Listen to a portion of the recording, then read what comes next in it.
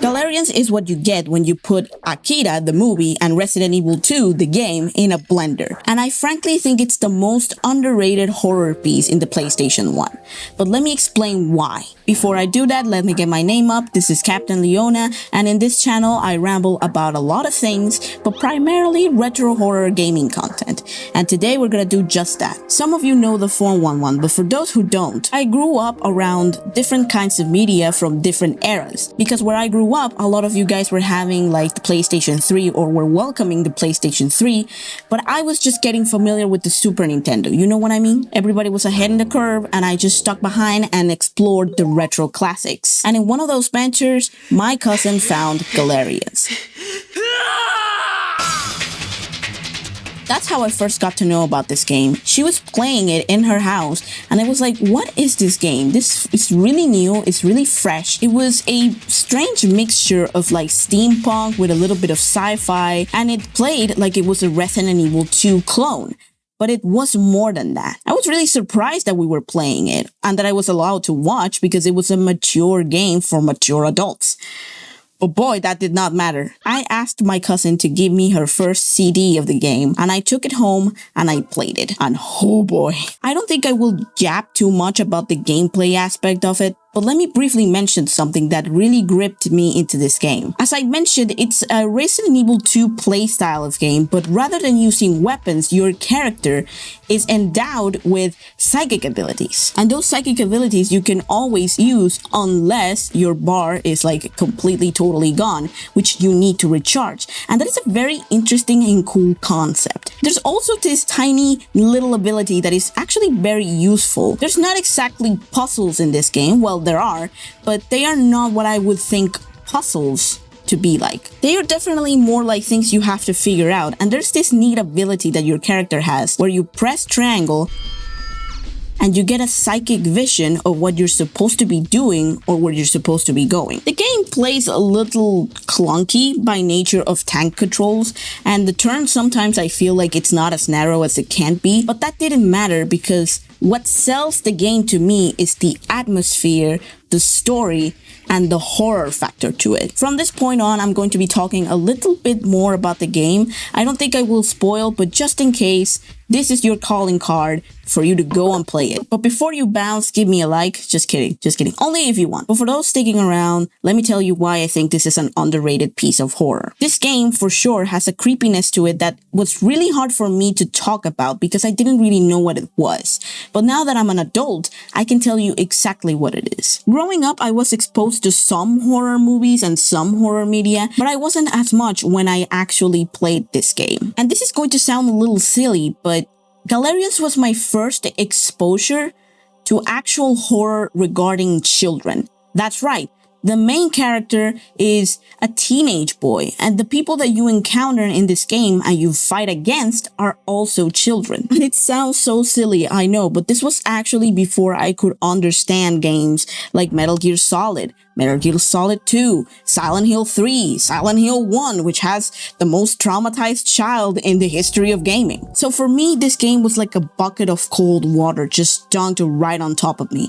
And I had to come into terms with the cruelty of this game. Because in this game, the children that you see have been experimented on, and God knows if it's against their will. I'm trying so hard not to get into details, but it's actually kind of sad because by the time that you finish fighting them, they kind of bond with the main character a little bit. And it's kind of sad because the main character himself is a teenager that lost his memory when he woke up inside a hospital. It's just very terrifying. I've always been a little bit of a bitch, empathetic person. So I knew what Rion was feeling, and I understood that that was a very scary situation to be in. And here's a little gameplay piece that I didn't mention for those who now left to play the game.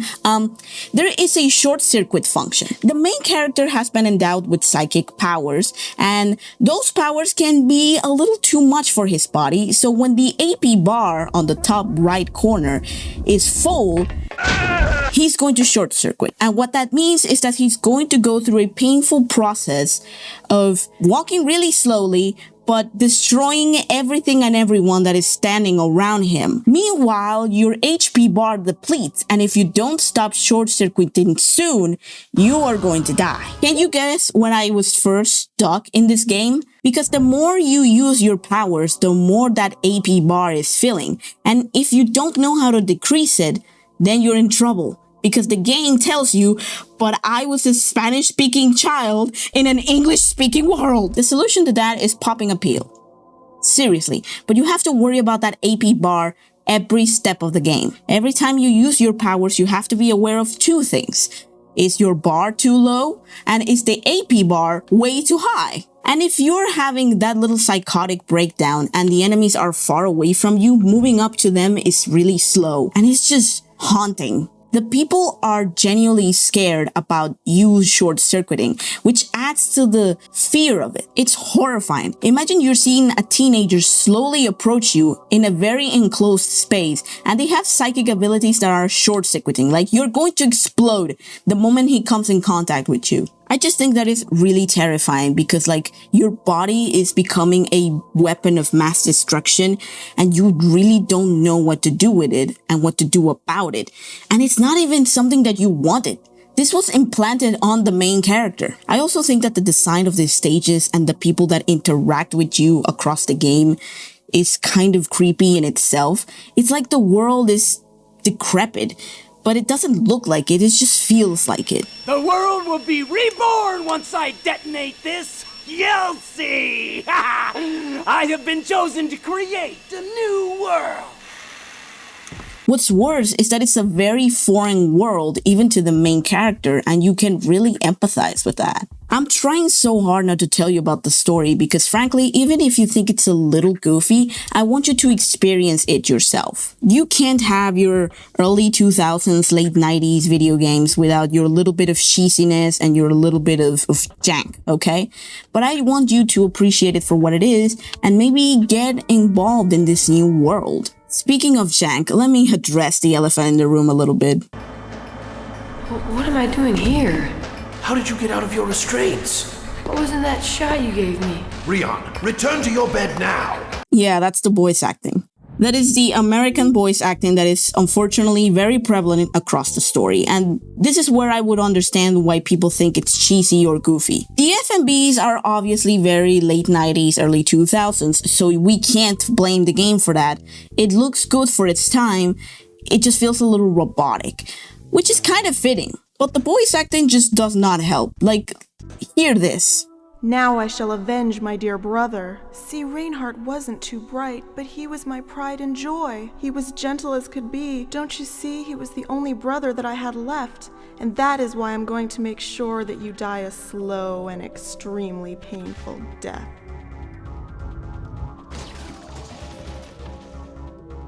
Lilia!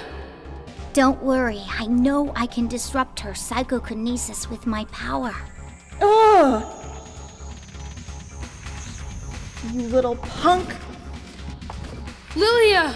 All around me are familiar faces. It unironically always makes me laugh, which I think is one of the biggest drawbacks about the story. The story in itself would be very cool if it wasn't for the shitty voice acting. But if you really want to experience the entire story of the game with better voice acting and better animation in itself, I definitely can recommend you the movie. That's right, there is a Galerians movie that was broadcasted on MTV of all places. I think it's around on YouTube and it's around in 4K quality, so like, go have at it. It's genuinely a very good movie and I don't think you're missing anything. That is an interesting little thing, like you get the entire experience of the story through the movie and it's just better.